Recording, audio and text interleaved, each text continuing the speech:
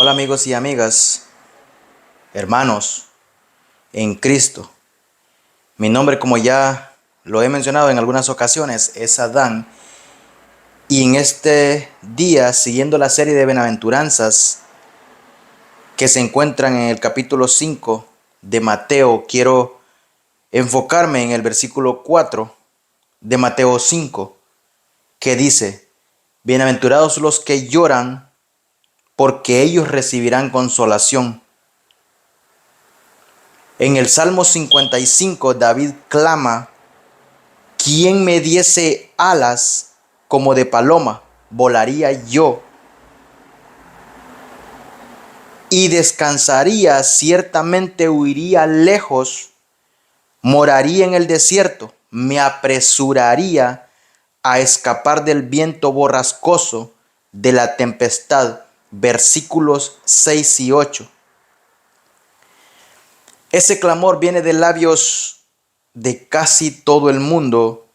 En un momento u otro, David repite el grito de la humanidad, un clamor por liberación, un clamor por escapar de lo que pesa demasiado sobre nosotros. Cuando enfrentamos gran sufrimiento, desilusión, tragedia o fracaso, anhelamos poder escapar de los problemas, como escapamos de una tempestad refugiándonos en el interior. Pero encontrar consuelo a los problemas de la vida es mucho más difícil que encontrar refugio de la lluvia. Cuanto más profunda la pena, más dura la presión. Mientras peor sea la desesperación, más escurridizo parece el consuelo. Tal como señalamos en el capítulo anterior, todas las bienaventuranzas son contrarias, parecen no decir algo lógico, porque lo que prometen con relación a lo que exigen parece que todo está al revés a los ojos del hombre natural.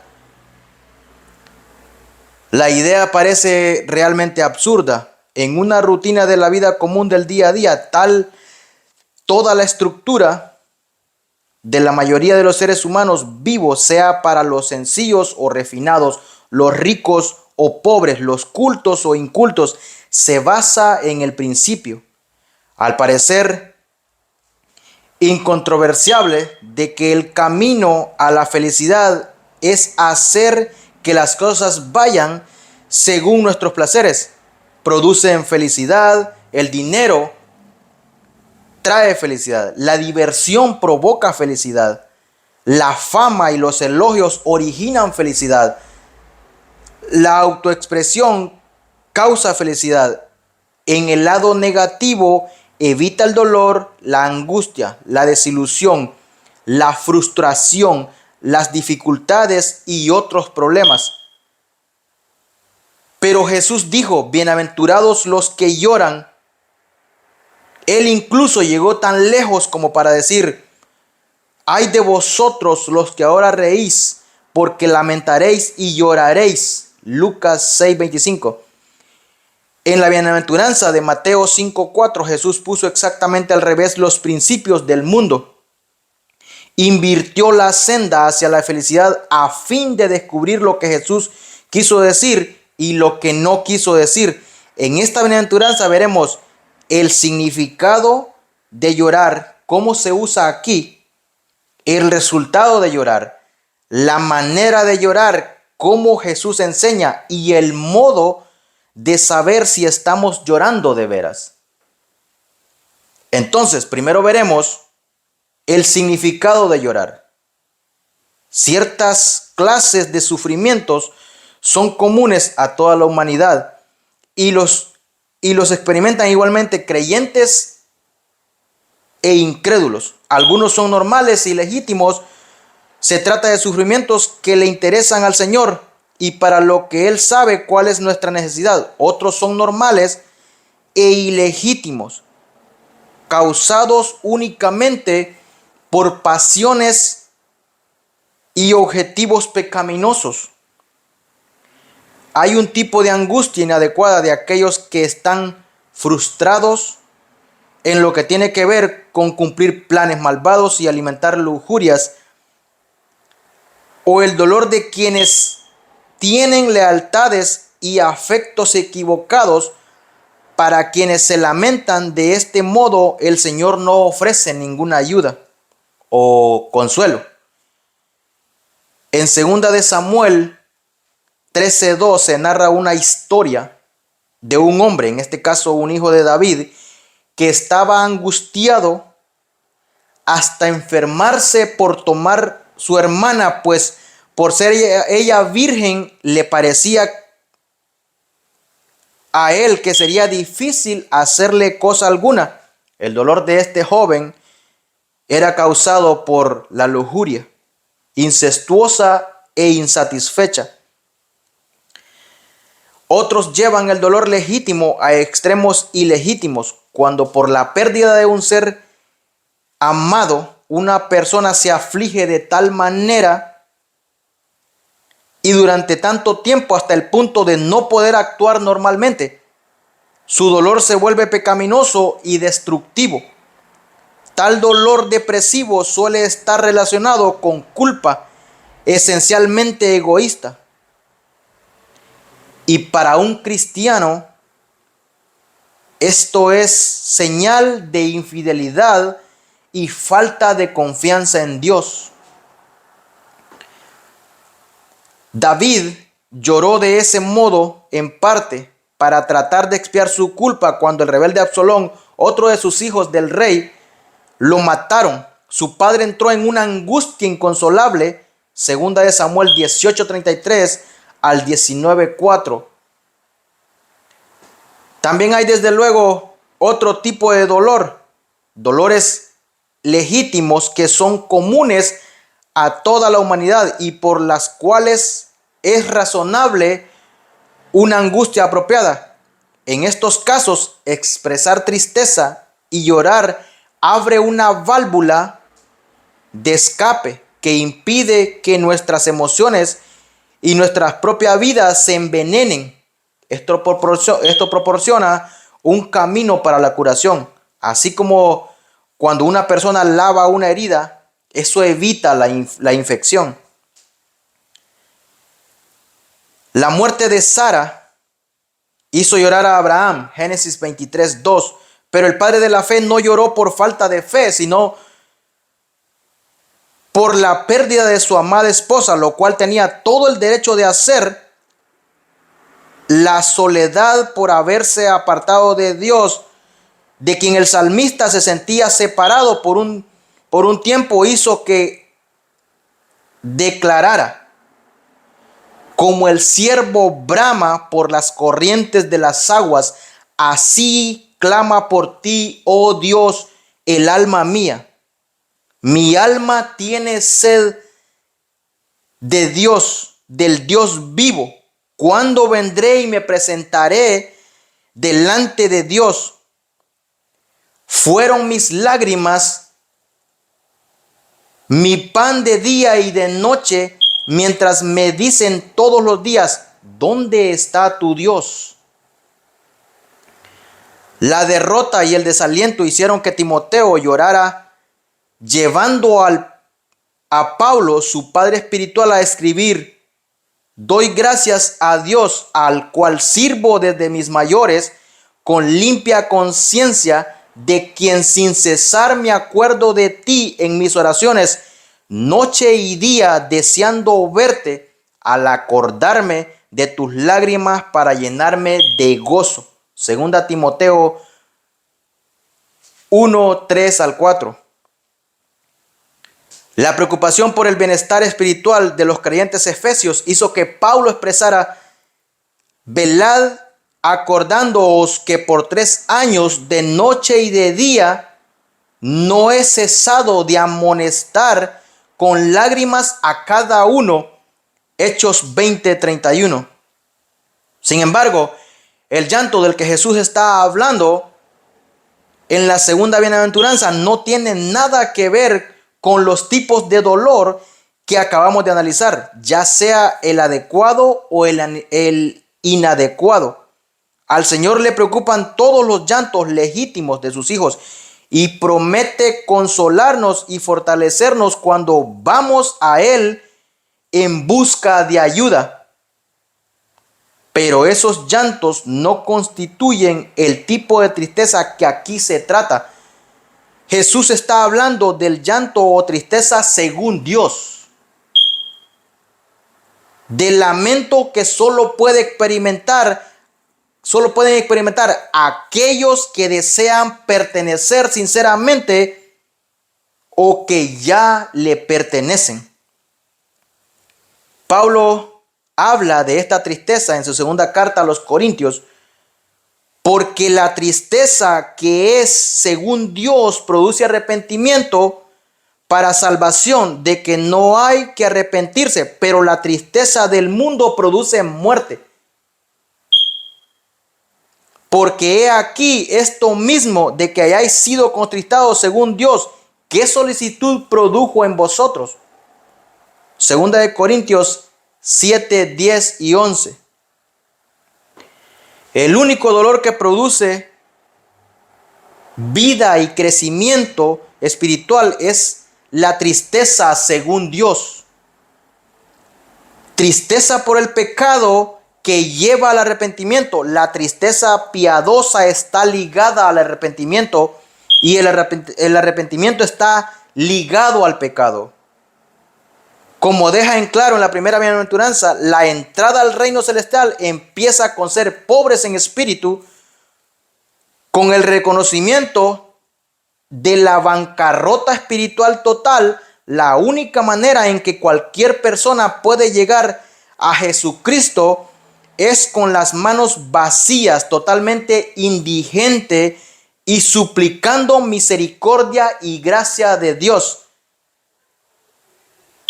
Sin un sentido de pobreza espiritual, nadie puede entrar al reino, y cuando entramos al reino nunca debemos perder esa sensación, sabiendo que nada bueno mora en nosotros, es decir, en nuestra carne. Romanos 7, 18.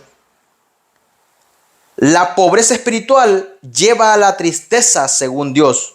Los pobres en espíritu se convierten en los que lloran.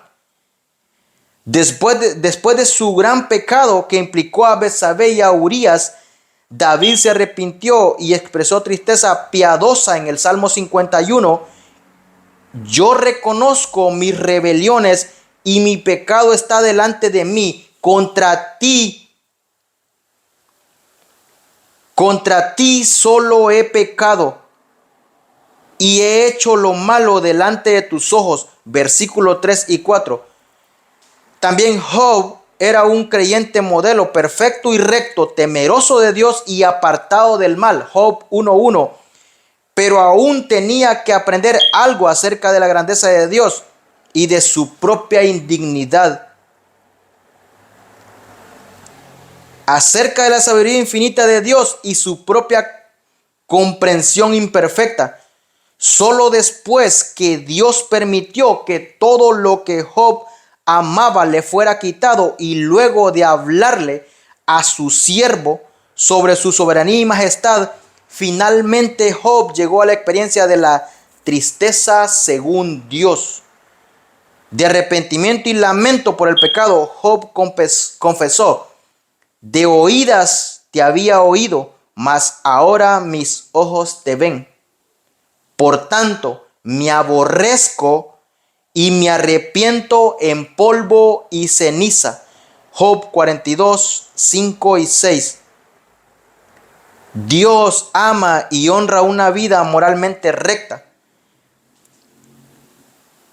pero esta no es sustituto para un corazón humilde y contrito, el cual Dios ama y honra aún más. Isaías 62, 66, 2. Según vimos el estudio de la primera bienaventuranza, bienaventurado significa ser felices o dichosos. Esa felicidad es un pronunciamiento divino, el beneficio asegurado de quienes cumplen las condiciones que Dios requiere. La condición de la segunda bienaventuranza es llorar. Bienaventurados los que lloran. 9 palabras griegas distintas se usan en el Nuevo Testamento para hablar de llanto y que reflejan su carácter común en la vida de un hombre. El llanto está entretejido en la tela de la situación del ser humano. El historial de la historia se resume en lágrimas y la situación de la tierra empeora en lugar de mejorar. Jesús nos dice que antes de que regrese se levantarán nación contra nación y reino contra reino, y habrán pestes, hambres y terremotos en diferentes lugares, y todo esto nada más será un principio de dolores. Mateo 24, 7 y 8. Hasta el regreso del Señor, la historia está destinada a ir de una tragedia hacia una tragedia más grande, de tristeza hacia una tristeza aún mayor. De los 9 términos usados para llanto, el usado aquí es el más fuerte y el más severo. La palabra llorar transmite la idea de profunda agonía interior, la cual externamente podría expresarse o no por un lloriqueo, lamento o clamor. David dejó de ocultar su pecado y empezó a lamentarse y a confesarlo. Salmos 32, 3 al 5. Pudo declarar: bienaventurado aquel cuya transgresión ha sido perdonada y cubierto su pecado. Bienaventurado el hombre a quien Jehová no culpa de iniquidad y en cuyo espíritu no hay engaño. Versículos 1 y 2. David experimentó y expresó muchos tipos de tristezas humanas comunes, tanto adecuadas como inadecuadas. Llorar es un participio presente que indica acción continua. En otras palabras, aquellos que están llorando continuamente son los que serán consolados continuamente. No tenemos ninguna constancia en el Nuevo Testamento de que Jesús alguna vez se haya reído. Se nos dice que lloró, que se enojó, que tuvo hambre y sed, y de otras varias emociones y de características, pero no sabemos si se rió. Sí sabemos que tal como Isaías predijo, Jesús fue un varón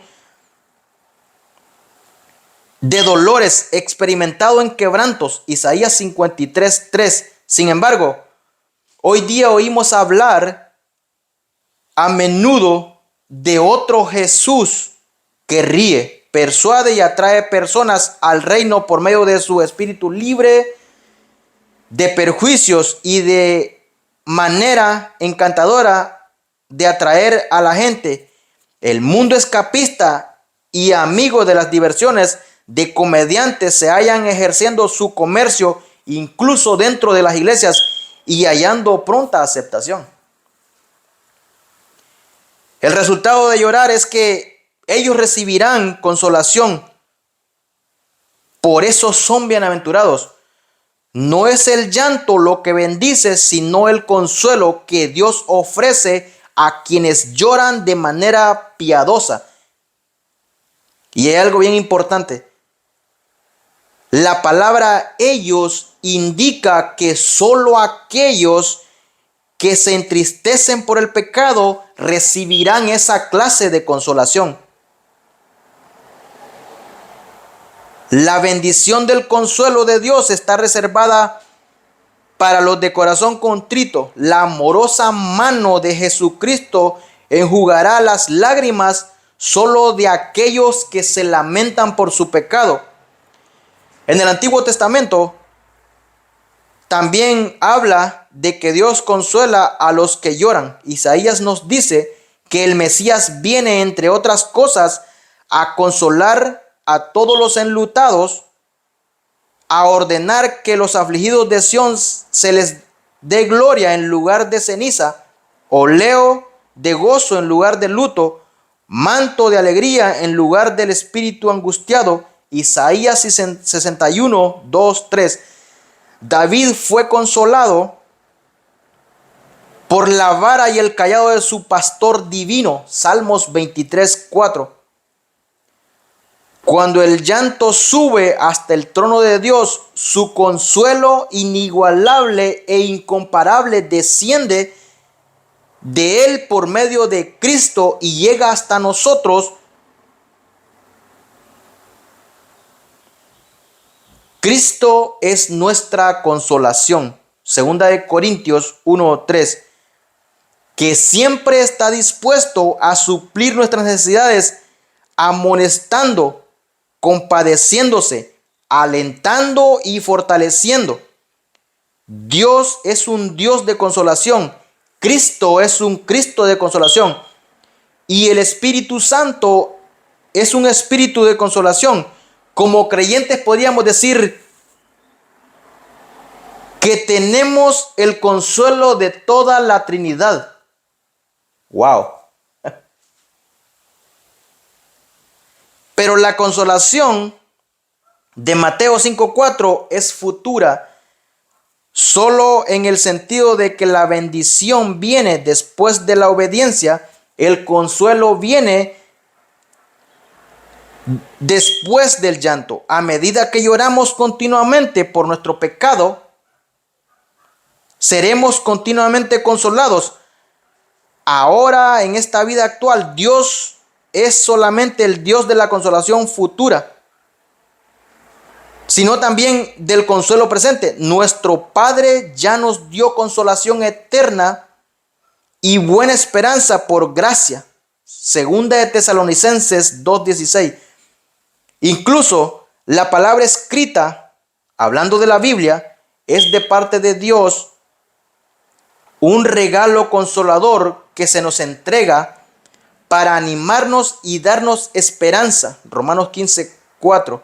Al igual que el mismo Dios ofrece consuelo y su palabra también nos lo brinda, al igual que el mismo Dios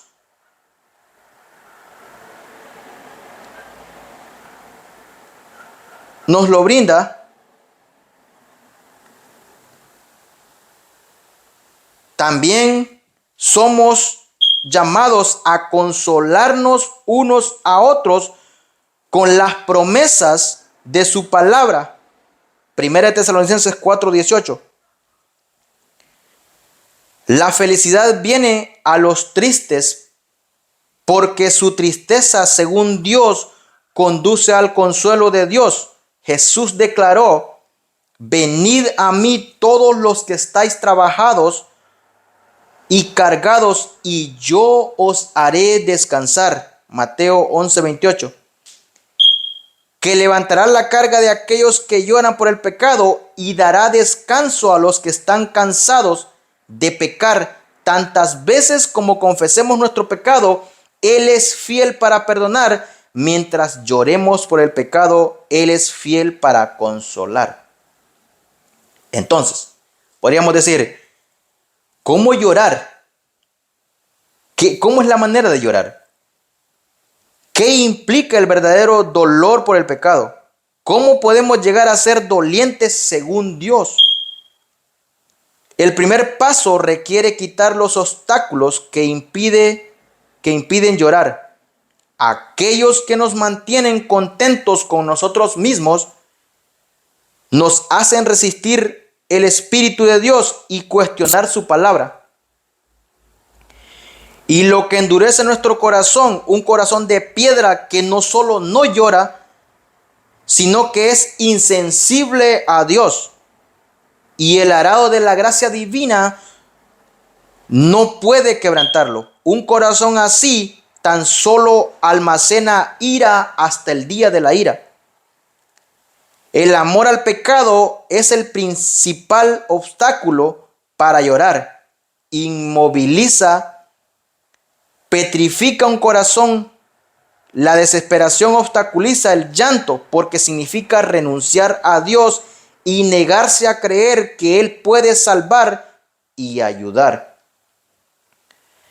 Otro obstáculo es la arrogancia, que trata de ocultar el pecado mismo y elegir creer que no hay nada por lo cual llorar. Es la contraparte espiritual de un médico que trata un cáncer como si fuera un resfriado. Si fue necesario que Jesús derramara su sangre en la cruz para salvarnos de nuestro pecado, estoy casi seguro que nuestro pecado debe de ser realmente muy grande. La vanagloria obstaculiza el llanto porque realmente es una forma de orgullo. Reconoce la necesidad de la gracia, pero no de mucha gracia.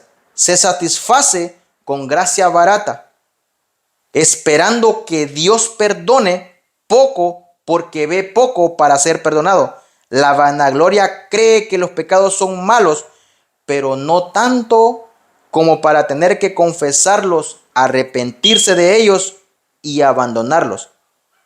Y así podríamos enumerar muchos más.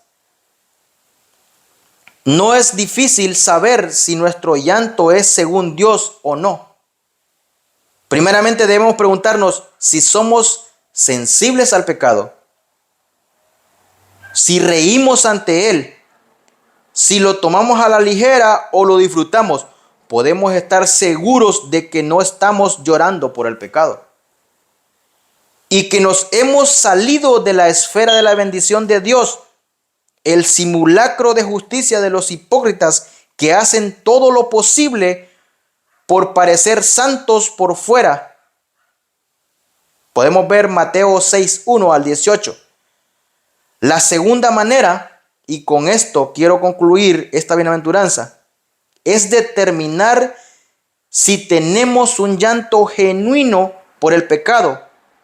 Es revisar nuestro sentido del perdón de Dios. Si hemos experimentado la liberación y la libertad de saber que nuestros pecados están perdonados, ¿tenemos la paz y el gozo del Señor en nuestras vidas? ¿Podemos señalar la verdadera felicidad que Él nos ha concedido en respuesta a nuestro llanto? ¿Tenemos el consuelo divino que Dios promete a aquellos que ha perdonado, que ha limpiado y cuyas vidas ha purificado? Los dolientes según Dios, que sembraron con lágrimas, con regocijo segarán.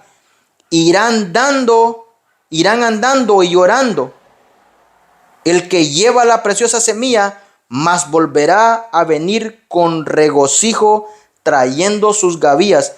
Salmo 126, 5 y 6. Y como dije, con esto quiero concluir esta bienaventuranza de esta serie que es extensa, de que va desde el versículo 3 hasta el 12. Y espero que en algo les sirva, espero que les haya gustado y como dije, que Dios los bendiga a todos.